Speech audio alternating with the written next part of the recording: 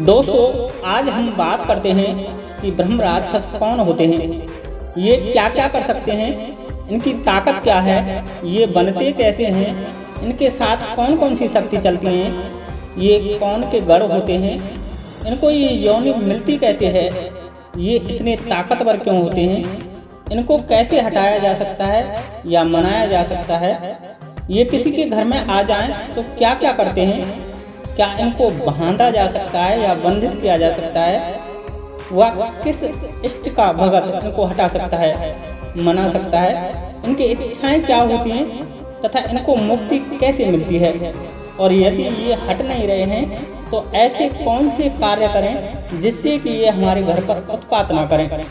ऐसे ही तमाम प्रश्नों का उत्तर मैं इस वीडियो में देने वाला हूँ, इसलिए एक एक शब्द को ध्यान से सुनना तथा मेरे चैनल पर पहली बार आए हैं तो गद्य के सेवादार चैनल को सब्सक्राइब कर लेना, जिससे कि मेरी आने वाली वीडियो आपको मिल सके। तो सबसे पहले बात करते हैं कि ब्रह्म राक्षस कौन होते हैं, कौन बनते हैं। तो देखिए, यहाँ सिर्फ जाति का खेल है। जैसे हमारे तुम्हारे घर में किसी जवान बच्चे की अकाल मृत्यु हो जाती है और वह औत बनता है, वैसे ही कोई ब्राह्मण जवान बालक जो कि जनेऊधारी हो, पूजा पाठ करने वाला हो, सिद्धियों को सिद्ध करने वाला हो, और यदि वह अकाल मृत्यु हो जाए तो ब्रह्म राक्षस बन जाता है। अब है तो वह ब्राह्मण बालक, लेकिन उसकी अकाल मृत्यु होने की वजह से मुक्ति नहीं होने के कारण कुपित व क्रोधित है, जिसकी वजह से उसका आचरण गलत है और वासना युक्त है, इसलिए उसको एक नाम दे दिया गया ब्रह्म राक्षस का। दूसरा सवाल है, इनकी ताकत क्या है, इनके साथ कौन कौन सी शक्ति चलती हैं। तो देखिए, इस ब्राह्मण बालक ने जीवित काल में जितनी भी शक्ति अर्जित की थी, जिस भी देवी देवता या किसी भी शक्ति की आराधना उपासना साधना की थी, वो सब इनके साथ चलती हैं और वही इनकी ताकत है। अब जिस भी ब्राह्मण बालक ने जितनी भी साधना उपासना करके तमाम शक्तियों का यजन किया है, वह उतना ही ताकतवर ब्रह्म राक्षस बन जाता है।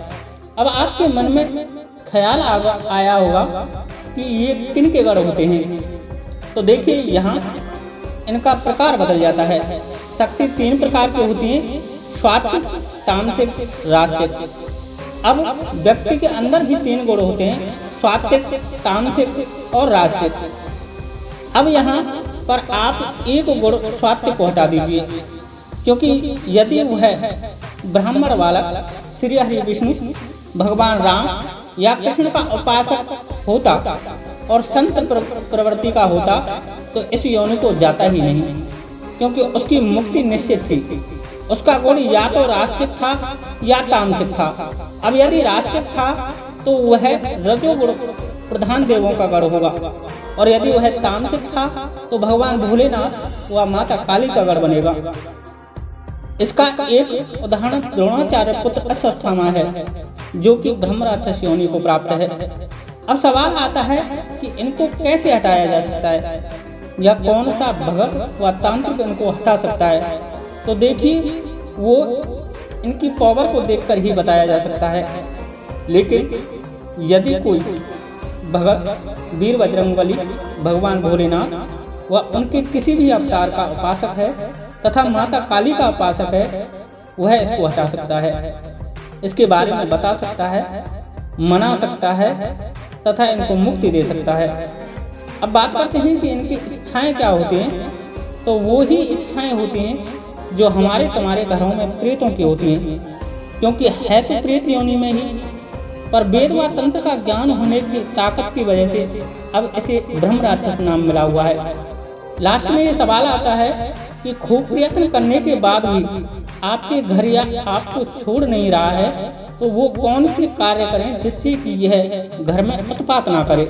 तो दोस्तों, इसके लिए मैं यही कहूँगा कि आप सबसे पहले तो पीपल व बरगद का एक पेड़ किसी मंदिर व देवालय में लगाएं और इससे हाथ जोड़कर कहिए कि प्रभु, आप एक सच्चे ईश्वर के भगत हैं, इसलिए मेरे द्वारा लगाया गया यह पेड़ का फल आपको प्राप्त हो। इस तरह प्रत्येक अच्छे कर्म आप करो और उसका श्रेय इस ब्रह्म राक्षस को देते रहो, और भगवान की जो भी पूजा पाठ करें उनसे विनम्र भाव में यह बोलें कि भगवान मेरे द्वारा जो भी पूजा की जा रही है उसका पुण्य का फल इस ब्रह्म राक्षस की मुक्ति के लिए फलदायी हो। दोस्तों, मेरा दावा है कि कुछ दिन में ही आपको या आपके घर को शांति प्रदान होने लगेगी। हाँ, एक और बात जो आपके जीवन में ध्यान देने योग्य है वह है कोई भी ऐसा कर्म मत करना जो इनको पसंद नहीं है, जैसे मांस व दारू का सेवन, साधु संतों का निरादर, लहसुन प्याज का भक्षण, किसी पराई स्त्री से व्यभिचार तथा गर्भपात, किसी कमजोर पर अत्याचार, जीव जंतुओं को मारना व बलि देना तथा किसी भी के प्रति मन में कुविचार लाना। आज के लिए इतना ही। अगली वीडियो में बात करेंगे कि वे कौन से लक्षण हैं जिनसे हम जान सकें कि हमारे घर पर या हम पर ब्रह्म राक्षस का साया है। इसलिए यदि आप इसके जिज्ञासु हैं तो मेरी अगली वीडियो देखने के लिए चैनल को सब्सक्राइब करें, क्योंकि मैं वो सटीक लक्षण बताने वाला हूँ जो YouTube पर किसी ने आज तक नहीं बताए होंगे, वो भी प्रमाण के साथ। दोस्तों, यदि मेरी यह वीडियो आपको अच्छी लगी हो तो लाइक करें, शेयर करें, और यदि इसके बारे में आपको कुछ पूछना है तो वो कमेंट्स करें। मुझे जब भी समय मिलेगा आपको जवाब दे दिया जाएगा। जय श्री कृष्ण, जय श्री राधे, जय माता की, जय गद्दी के सेवादार की।